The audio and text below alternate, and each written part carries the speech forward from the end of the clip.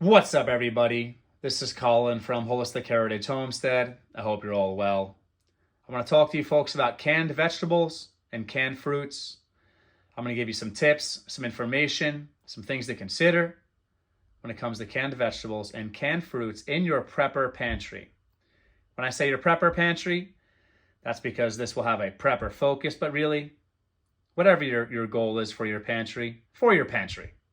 So there's lots to consider: what to buy, how to buy them, what size cans. I know it's a lot, folks. It can be overwhelming, but I'm here to make it easy for you and hopefully give you some sound advice. Please check out my previous video for our food pantry haul, our prepper food pantry haul. Lots of good information in there, in my opinion, and I touch base on some of this information in that video. One of the first things you want to consider is macronutrients: proteins, fats, and carbs, in that order. Now, you want to focus on getting those macronutrients, your proteins and your fats and your carbs, mostly in the form of your animal proteins, animal fats, and your as far as the carbs, and your carbs, your rice, your pasta, your starchy carbohydrates, okay? But one of the most important things to consider is whether your focus is just having a pantry in general, or you think about emergency preparedness, is minerals, nutrition, compounds, vitamins, just general nutrition overall. And a lot of that's going to come in the form of vegetables and fruits. You have vegetables over here, and we got some canned fruits over here. So a lot of times people think that just because it's canned, it's not as nutritious. And well, let me get into that. That's partially true. In the canning process, heat is used. And that actually it lowers your water-soluble vitamins like vitamin C and your B vitamins. But your macronutrients and your fat-soluble vitamins, such as vitamin D, vitamin A, vitamin K, those are largely unaffected. So there's a lot of vitamins that can be in your canned vegetables and in your canned fruits. And, certain things like antioxidants, like lycopene, for example, which is found in tomatoes, that antioxidant actually becomes more bioavailable when heated. So the canning process actually increases the availability of lycopene during the canning process. So you're probably thinking, all right, well, what do I choose, Colin? Well, going back to considering macronutrients, you want to choose things like, I'm a big fan of peas.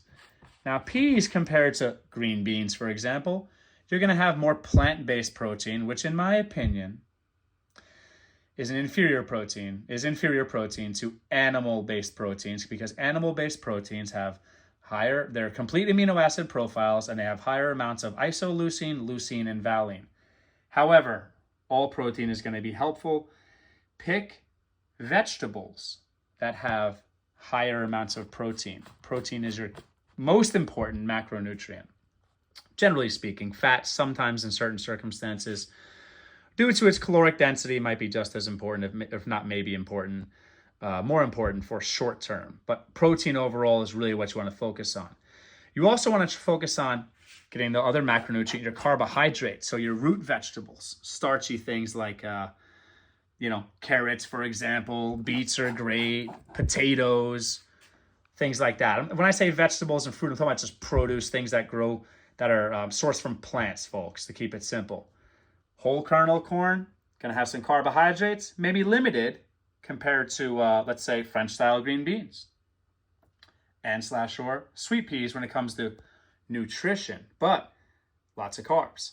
Spinach. Oh, well, I'm not really going to get many carbs when it comes to spinach as far as fuel, but spinach has lots of vitamins, okay?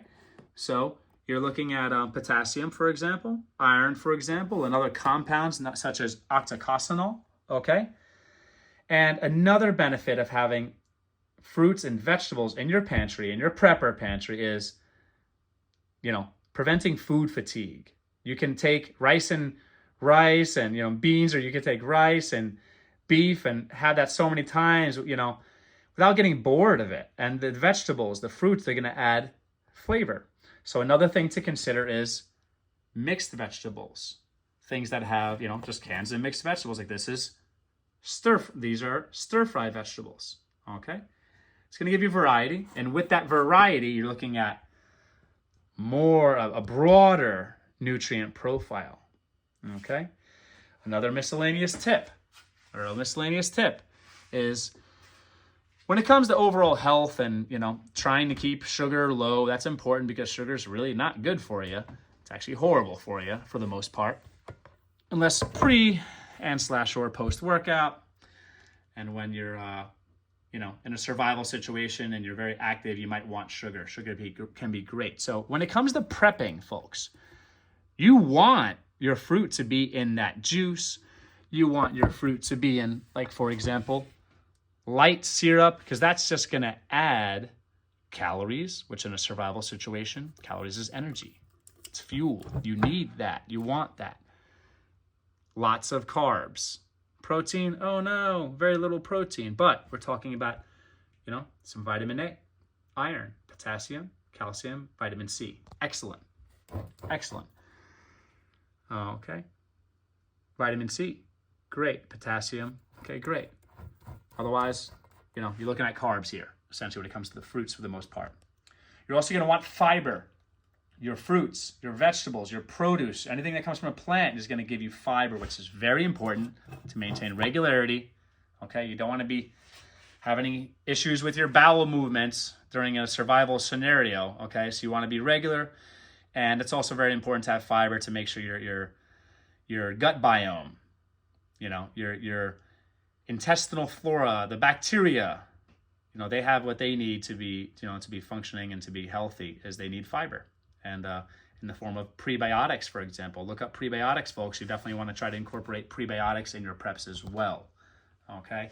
So for prepping, you want more calories, you want the juice, you want the syrup, light syrup, heavy syrup, very important. Everyday eating, you might want to stay away from that, the extra sugar. However, if you know anything about what I recommend your pantry should be a working pantry. You should have things in your pantry that you eat. Otherwise, they're going to sit around. If you don't eat them, you're not going to eat them. And then they're either going to go bad or expire or go past that best by date or whatever, past the expiration date, which, by the way, do your own research. But I'm just saying, they could be totally fine way past their expiration date. Those are just kind of recommendations, folks. So that's one of the reasons canned foods are absolutely superior than fresh, than frozen. No refrigeration, no freezer, canned foods. You're good to go. And they last for a very long time. I have to be careful what I say because who knows? I can't recommend things, but there's probably plenty of videos on YouTube showing you folks, opening rations and canned foods that are way past the expiration date and they're totally edible. Maybe. Just saying. I can't claim anything, folks, if you understand me here. So, yeah, they last a long time. They give you lots of variety.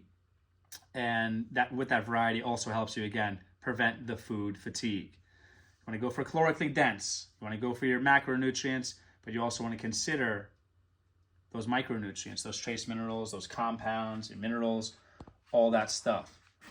Okay? Vegetables, fruits, plant-based foods, they have a place in your prepper pantry. Very important.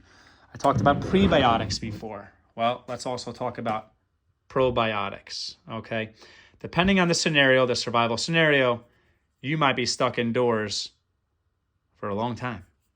Or outdoors. You don't know where you're going to be necessarily. So you want to consider sauerkraut, for example, is a great food that has probiotics, okay? And, if you're thinking about probiotics, you want to have stuff that might not be canned. It might just be stuff in the fridge that the probiotics are actually active and live, okay?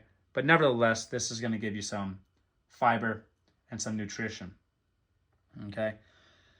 This is not even touching base on beans. Beans are versatile. I've talked about beans before. Beans are versatile. They have fiber, they have calories, and they have some protein. So they're a great prepper option. I'm talking more so about your leafy greens, your root vegetables, your tubers.